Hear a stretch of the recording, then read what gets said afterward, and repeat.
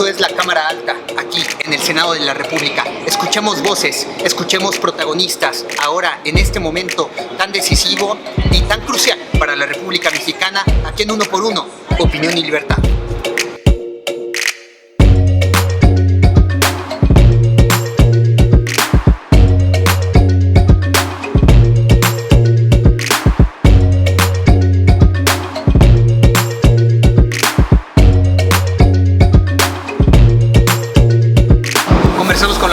Jesús Rodríguez sobre varios temas importantes para la opinión pública, aquí desde el Senado de la República. Jesús Rodríguez incursiona en la política de la mano de un movimiento tan importante como fue el de Andrés Manuel López Obrador, que hoy se consolida en la presidencia de la República, que tiene a varios de estos actores importantes de este movimiento social, político y económico en varias funciones. Jesús Rodríguez está en el Senado de la República haciendo política, pero Jesús Rodríguez tiene antecedentes, tiene un pasado que tiene mucho que ver con la cultura directamente, en el quehacer y en la promoción de la cultura, porque fue directora de teatro y porque es actriz de performance. Estas son las palabras, la opinión de Jesús Rodríguez, aquí en Uno por Uno, Opinión y Libertad. Comenzamos.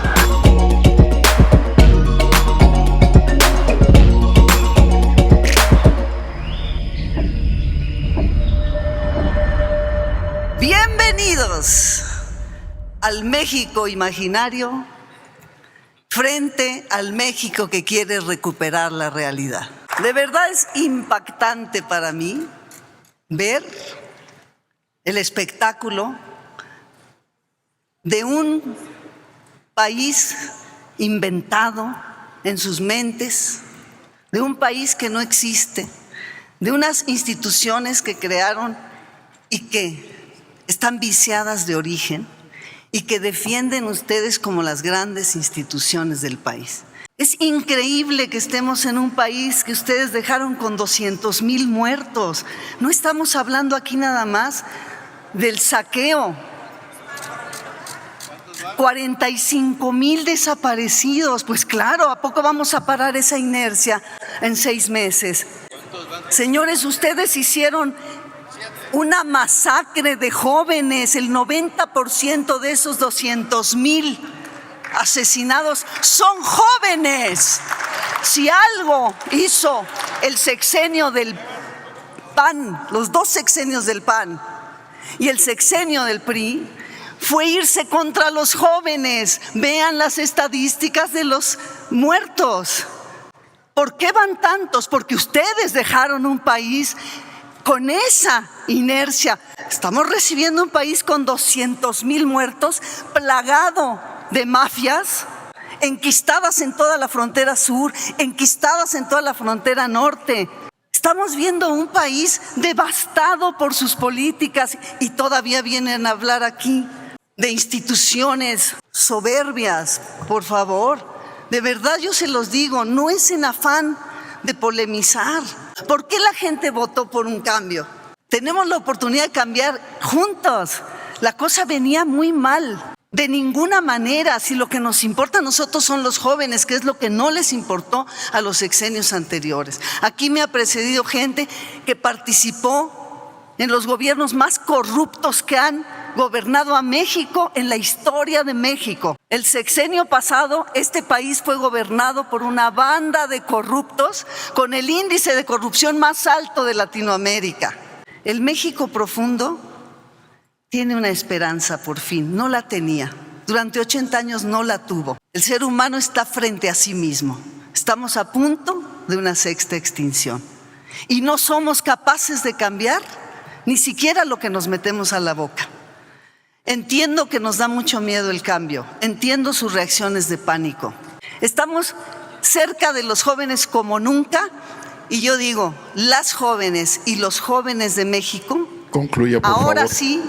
Ahora sí tienen una oportunidad y un futuro que nunca lo tuvieron en los últimos 80 años del PRI y del PAN. Muchas gracias.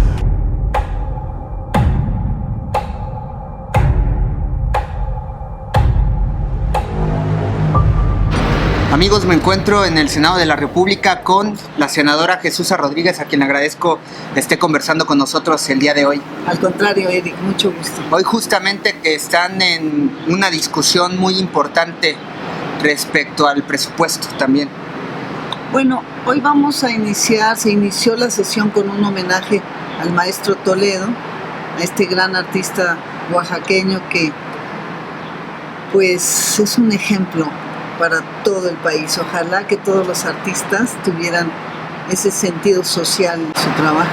Y además que fue pues un emblema del arte mexicano a nivel mundial. Y lo va a seguir siendo siempre. Y con ese éxito siempre regresó a sus comunidades para continuar el desarrollo y seguir aportando a que el arte tenga ese vislumbre a nivel global.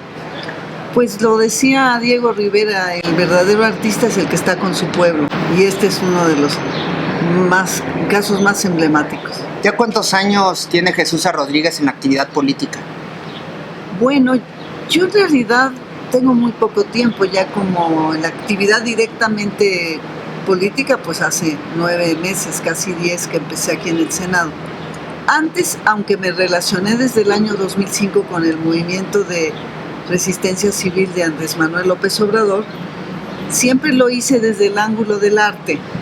En realidad era arte aplicado a la política, ahora sí es más bien política aplicada al arte. ¿Por qué aceptas la invitación de Andrés Manuel López Obrador para sumarte a un movimiento de transformación político, económico y social? Bueno, porque como te digo, empezamos desde el 2005 cuando el desafuero. Yo me daba cuenta de que la vía de la desobediencia civil pacífica era la única vía abierta para hacer un trabajo de transformación sin violencia, que es finalmente lo que el arte busca también. Es una transformación no violenta. Entonces, es la guerra de la cultura contra el crimen. Puede ser, pero yo prefiero no hablar en términos de guerra. Yo diría que el arte es un gran instrumento de evolución humana y hay que usarlo siempre que sea necesario en cualquier circunstancia. Entonces fue así que me uní, y después de luchar muchos años y plantearse esta idea de que México sí podía cambiar, que no estábamos condenados a vivir con gobiernos corruptos, fue que me llamaron para este trabajo en el Senado y acepté por congruencia, porque no iba yo a decir, ay no, yo ahora me quedo viendo cómo ustedes cambian el país. Hay que entrarle y hay que cambiarlo. ¿Y cuáles son las causas que más te están importando para abanderar desde el Senado? Bueno, yo básicamente me muevo en 5 temas, que es lo que más me importa. Serían la protección del maíz nativo como primordial, porque creo que este país se basa su cultura y su alimentación en el maíz. Y además porque creo que es la obra de arte más importante jamás creada por los seres humanos. El maíz es uno. Porque hay transnacionales que tienen una importante influencia en el país. Bueno, y que quieren con el tema de los transgénicos. Quieren apoderarse, ya ni le llaman transgénicos, ahora ya son impulsores genéticos, o le ponen otros nombres, CRISPS, nombres raros. Para que pensemos que la tecnología obsoleta transgénica ya no es, pero sigue siendo la misma amenaza, ¿no? De corporaciones que se quieren quedar con la semilla para ser ellos los dueños de un patrimonio que para nosotros es milenario. Entonces esa lucha pues es primordial. También estamos trabajando mucho en la cuestión de alimentación de la población, porque hay un grave problema de salud por la forma en que nos alimentamos. Entonces estamos ahorita trabajando sobre el etiquetado frontal de advertencia para que los alimentos ultraprocesados tengan un aviso claro para la gente, decirle esto está alto en azúcar, esto está alto en grasas, esto está alto en fructosa, etc. Hay un espejismo con el tema de que somos primer lugar en obesidad de infantes, y a lo mejor ese es el espejismo por la cual muchas personas no están alerta en que tenemos un grave caso de desnutrición en el país. Tú lo ves como espejismo la obesidad, pero no, en realidad es una realidad, son obesos desnutridos. Ese es en realidad el panorama.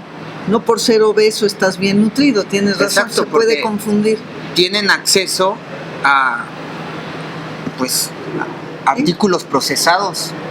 que no ayudan a desarrollar. Ultraprocesados que no traen un etiquetado claro, ni siquiera se informa. Y eso desemboca en un tema de salud pública. Claro, nunca terminaremos de hacer hospitales mientras la gente coma ultraprocesados, refrescos, animales y subproductos de animales, que esa es mi tercera causa.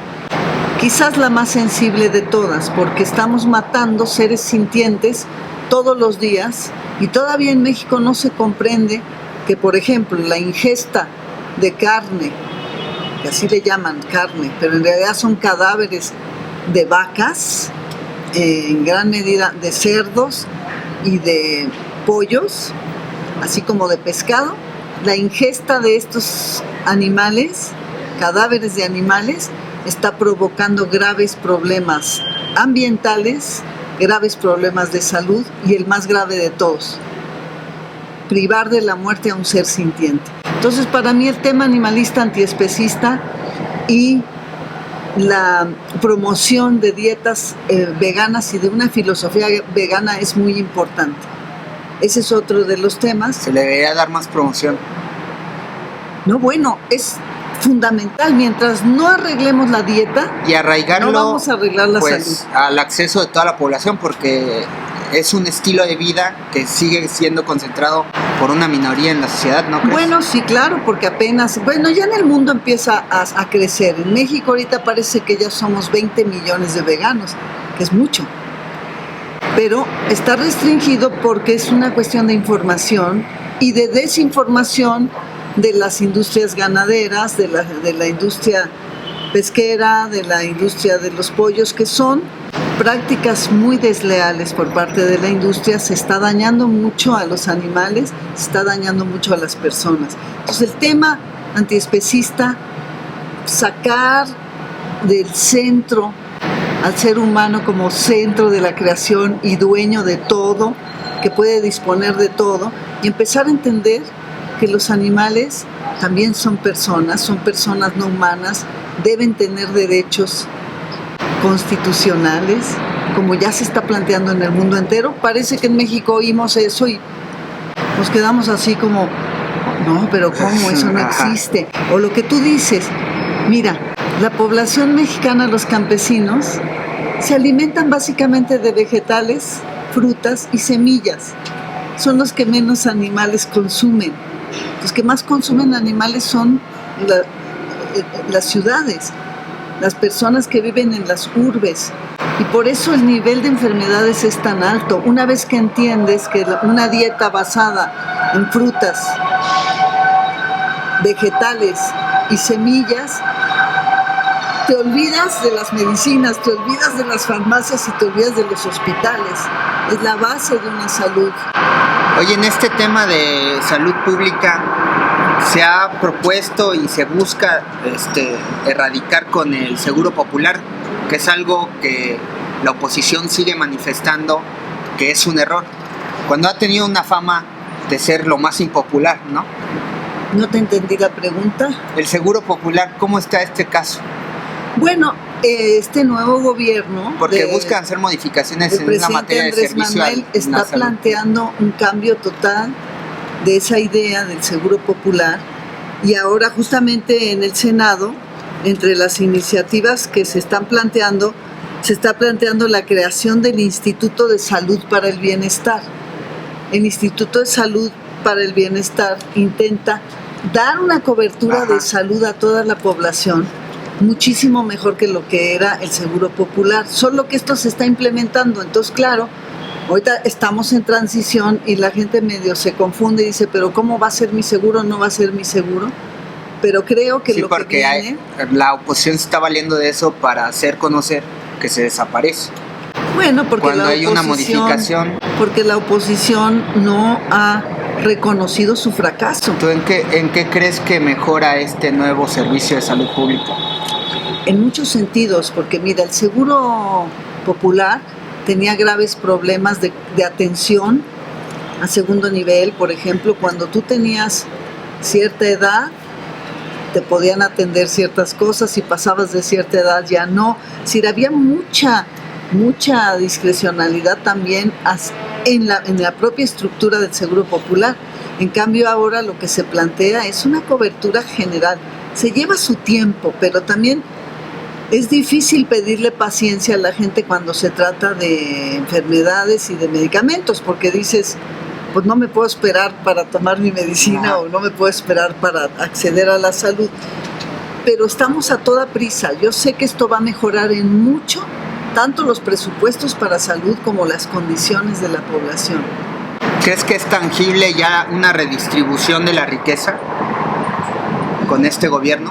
Bueno, eso lo tendría que decir la gente, no yo, pero nunca jamás en 80 años, por lo menos en los 63 que yo he vivido, nunca vi que hubiera programas realmente enfocados a la gente más vulnerable, a la población más pobre. Nunca se priorizó las necesidades de la gente más pobre, y eso yo creo que se está cumpliendo y que va a dar resultados también. No los podemos ver en muy pocos meses, pero esto es ir a la raíz, cambiar la situación del país en serio. ¿Qué opinas cuando el INEGI anuncia que va a haber un crecimiento cero en este año? A pesar de que se ha cuidado a la clase empresarial en no incrementarles los impuestos, a pesar de que no se ha incrementado el precio en el gas, en la luz, que se ha reducido el precio de los funcionarios, que se ha reducido el gasto presupuestal de parte de la Federación. A pesar de todos estos recortes, de estos ahorros, el INEGI dice que hay crecimiento cero, a pesar también de la implementación de varios programas sociales que impactan directamente en cerrar la brecha de desigualdad social. Bueno, ya lo ha explicado muchas veces el presidente Andrés Manuel en ese sentido, que una cosa es pensar en el crecimiento macroeconómico como lo pensaba el neoliberalismo, que valía, lo que contaba era solamente cuánto en cifras macroeconómicas funcionaba. No importaba que la población estuviera en la lona sin un centavo, que a los pobres nunca se les atendiera, que nunca les llegara. O la violencia, ¿no? O que subiera la violencia hasta tal punto, porque la desigualdad genera violencia. Entonces, ¿sobre qué parámetros está midiendo esto el INEGI? ¿Sobre qué parámetros, si no son los parámetros antiguos? Y queremos que se mida desde el bienestar, que se mida desde cómo está viviendo la gente hoy día.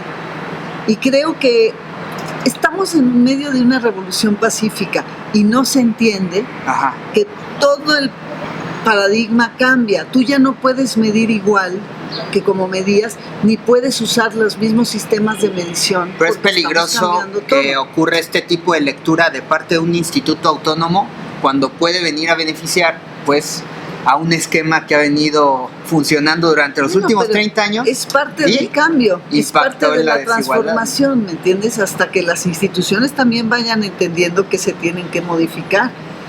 Así, a mí lo que me parece muy importante es que la población esté entendiendo que esto es una democracia participativa, ya no la democracia representativa de antes, en donde los políticos hacían lo que querían.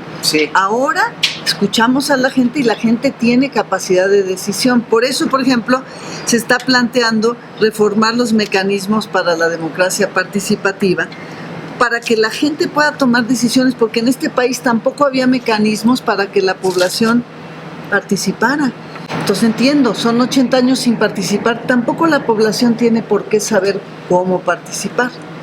Tiene que aprender a participar, y igual el gobierno tiene que abrir los mecanismos para esa participación, y en eso estamos, de eso se trata. Sí, pues se eliminó las clases de civismo, ya las personas, ya incluso las nuevas generaciones, pues desconocían todo ese mecanismo de participación democrática que viene en una democracia y que bueno, se había planteado hasta eliminar la filosofía, todas las humanidades, o sea, cosas que hoy día en el mundo se están poniendo en primer orden en la educación. Y yo creo que aquí lo más importante es que la población entienda que la cuarta transformación es cada una de nosotras, porque si no, no existe una transformación, no transforma el gobierno, transforma el pueblo. Hay un incremento de la violencia. ¿En cuánto tiempo crees que se puedan ver los impactos de las operaciones de la Guardia Nacional en el país? Bueno, yo primero pondría en duda que haya un aumento de la violencia. Yo creo que hay mucha más claridad en las cifras. Porque si tú te pones a pensar, esos 250,000 asesinatos y los 45,000 desaparecidos, ¿cómo se registraban y cuántos realmente son en los gobiernos anteriores? ¿Realmente nos decían la verdad o ocultaban las cifras? Había omisión entonces. Entonces nadie dice que se puede abatir la violencia de 80 años en un año. Y los últimos 2 sexenios elevaron la violencia al máximo con la guerra contra el narco y todo eso. Entonces, claro, nadie dice que no haya violencia, pero sí, y que tenemos que hacer más y más para abatirla. Pero cuidado con decir simplemente aumentó, porque no sabemos las cifras. Acuérdate que antes no había transparencia, ahora la hay. Entonces, ¿qué hay que hacer? Ver los resultados de la Guardia Nacional nos va a llevar un poquito de tiempo. Tampoco es algo que puedes en muy pocos meses revertir. Además sabíamos, cuando veíamos lo que estaba haciendo Calderón o Peña, que era incrementar la violencia al máximo, sabíamos que nos iba a tardar mucho como sociedad poder revertir esta violencia. Bueno, pero ahora lo estamos por lo menos intentando y no provocando. Estamos intentando que se reduzca. En el tema de migración, ¿te gustaría que México sea declarado como tercer país seguro? No, definitivamente. ¿Por qué no le conviene a México no ser declarado de esa manera? Mira, es que lo que es muy importante entender para mí del problema de la migración es que no va a parar, porque las condiciones que hay en Centroamérica son muy graves. Entonces, lo que está haciendo, la política que está haciendo el gobierno de México, que es invertir en Centroamérica, eso es la política que debe hacer Estados Unidos, eso es la política correcta. No se trata de prohibir, porque ¿cómo le vas a prohibir a alguien que lo van a matar en su país, que quiera salvar su vida? Pues no le vas a prohibir que trate de salvar su vida, es una cuestión de supervivencia elemental. Entonces, si no se invierte y si no se atiende la realidad de Centroamérica, nunca vamos a parar el flujo, hagamos lo que hagamos. Pues cuántas veces los muros se han hecho, todos los muros que se inventen se saltan, porque la supervivencia va más allá. Entonces, no queremos ser un tercer país seguro, porque no es la política de México, no es eso lo que nos interesa implementar. Lo interesante es resolver las causas, igual que en el caso de la violencia. Pues tú metes más policías y ya, la Guardia Nacional no es lo que hizo Calderón de meter más ejército y ya. Se trata de cambiar de raíz, y la Guardia Nacional no es el único. O sea, es una visión. Es toda una política completa, y no es la Guardia Nacional la única vía para detener la violencia, sino los programas sociales, de la mano de otras cosas. Ir a la población más pobre. Es una política integral. Es una política integral, de eso se trata. ¿Algo que quisieras agregar? No, bueno, pues que toda la gente allá en Guanajuato debe estar un poco al pendiente, porque el país está cambiando, pero al parecer en Guanajuato no quieren que cambie. Las autoridades quieren seguir siendo como eran antes, y es importante. México ya cambió, ya no es lo mismo. Ustedes pueden exigir todo lo que necesiten exigir al gobierno, porque ya no es como antes, que te daba miedo o no te hacían caso. Ahora la democracia participativa es lo que cuenta, y hay que aprender a participar y exigir. La cuarta transformación eres tú. Le agradezco mucho, senadora Jesús Rodríguez, por sus palabras y haber participado en este espacio de Opinión y Libertad. Y le agradezco mucho a usted. Aquí continuamos desde el Senado de la República. Hoy, en pleno siglo XXI, la campana de Dolores está otra vez tocando alarma. La empresa canadiense Argonaut Gold pretende hacer una mina de Tajo a cielo abierto para extraer oro, plata y cobre en el Cerro del Gallo. Y si no lo impedimos, lo primero que ocurrirá será la desaparición del Cerro del Gallo, precisamente allá en Dolores Hidalgo. La explotación minera está prohibida en Canadá desde el año 2012. Muchos de nuestros abuelos dejaron sus vidas esclavizados en su propia tierra al interior de las minas, donde lentamente fueron cavando su propia tumba. En la primera transformación nacional nos liberamos de la abusiva explotación extranjera. En la cuarta transformación estamos llamadas a consumar la independencia del poder político, del poder económico. No hay mejor manera de celebrar la independencia que uniéndonos al reclamo de los pueblos de San Felipe, Dolores Hidalgo, San Diego de la Unión, San Luis de la Paz, Doctor Mora, San José Iturbide y San Miguel de Allende, que están otra vez en pie de lucha. En la cuna de la independencia, los herederos de Hidalgo no van a permitir esta nueva imposición colonialista que atenta contra el patrimonio colectivo y contra el derecho a la felicidad. Que se escuche en todo el país el nuevo grito de Dolores: no a la mina del Cerro del Gallo, no a la explotación de los acuíferos. ¡Viva la soberanía nacional! ¡Viva la Cuenca de la Independencia! ¡Viva México!